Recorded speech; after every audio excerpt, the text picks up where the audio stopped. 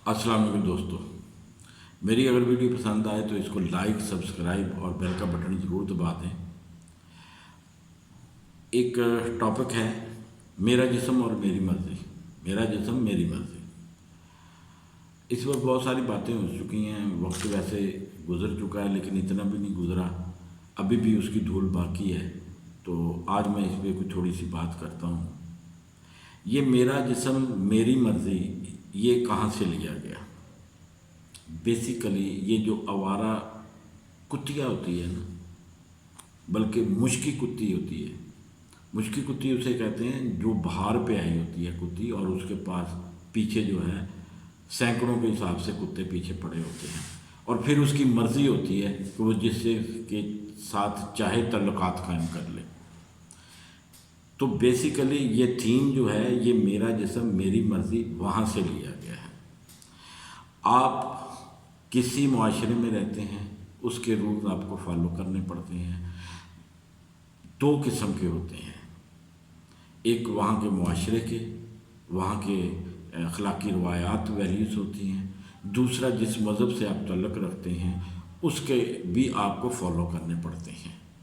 ये नंग और आज़ाद मुआशरा नहीं है, इसके कुछ रूल्स एंड रेगुलेशन हैं। किसी छोटे से अदारे में भी आप जाते हैं तो उसके रूल्स एंड रेगुलेशंस हैं। मसलन दुनिया में आपके किसी भी इबादत खाने में जाते हैं तो वहाँ पहले जूते उतार कर जाते हैं अंदर। ये इबादत खानों के रूल्स एंड रेगुलेशन है अखलाकी तौर पर। इसी तरह ये जो मेरा जिस्म और मेरी मर्ज़ी आपने मोटो उठा रखा है, आप चाहते क्या हैं? ये बेसिकली आपका कारोबार है। आपसे तो वो तोइफ़ें अच्छी हैं जिनकी पूरी निशानदेही है कि हम धंधा ही ये करते हैं, और वो अपने कस्टमर को डील करती हैं। उन्होंने अपने एक मखसूस अड्डे बनाए हुए हैं।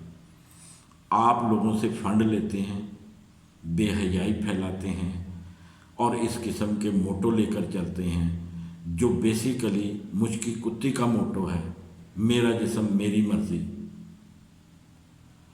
तो हैरत होती है मुझे उन लोगों पे जो इनको जानते हैं, इनके मकासद क्या है उनको भी जानते हैं, और इनके पीछे कहाँ कहाँ से इनको फंडिंग होती है वो भी जानते हैं।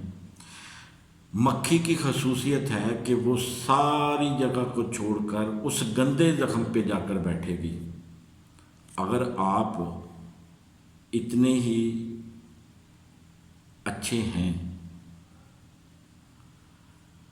तो फिर ये मक्खियाँ आपके पीछे पीछे ये मर्दों की शक्ल में फिरती हैं, नहीं फिरेंगी। आप गंद हैं, गंद जो है घर से बाहर रखा जाता है।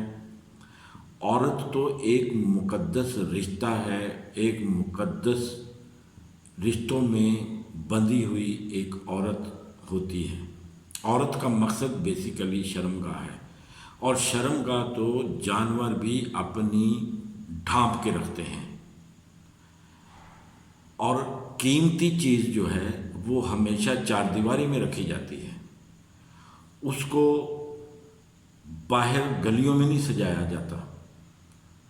कोई भी जितनी कीमती होगी उसकी उतनी ही ज़्यादा हिफाजत की जाती है और उसको बचाया जाता है नागहानियों से।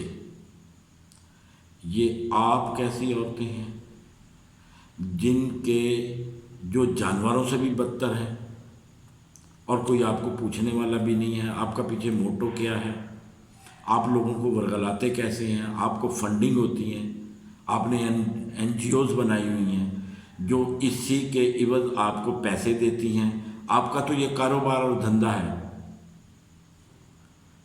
बंद कीजिए ये सारा कुछ, ना आपको ज़ेब नहीं देता। ये औरत के चेहरे पे एक कलंक है, एक धब्बा है।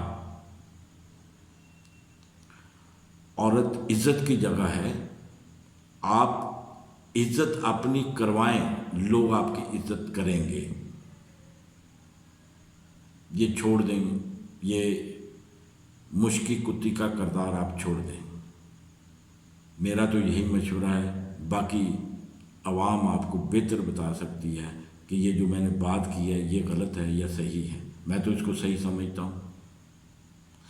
اگر آپ اس طریقے سے بازاروں میں نکلیں گے گند بن کے تو پھر مکھیاں تو آئیں گی، یہ تو ہوگا، آپ چاہیں یا نہ چاہیں، لیکن اس طرح کی حرکتیں وہی کرتا ہے جو چاہتا ہے۔ باقی رہا زیادتیاں، تو آپ اپنے جلوس نکال سکتے ہیں، آپ اپنے انٹرویو دے سکتے ہیں، آپ کانفرنس کر سکتے ہیں۔ کیا مردوں کے ساتھ زیادتیاں نہیں ہوتی؟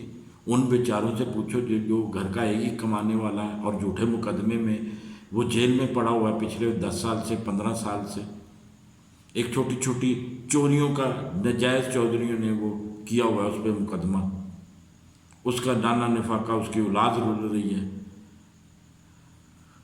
عورت کا اصل مقام یہ ہے کہ وہ اپنی پرورش بچوں کی سب سے پہلے صحیح کرے، کیونکہ وہی ایک معاشرہ تشکیل دیتے ہیں۔ تو اسی لیے رسول نے کہا کہ تم مجھے اچھی مائیں دو، میں تمہیں ایک اچھا معاشرہ دیتا ہوں۔ اگر تم لوگ لعنت دو گے تو معاشرے میں لعنت ہی پھیلے گی۔ خدا حافظ۔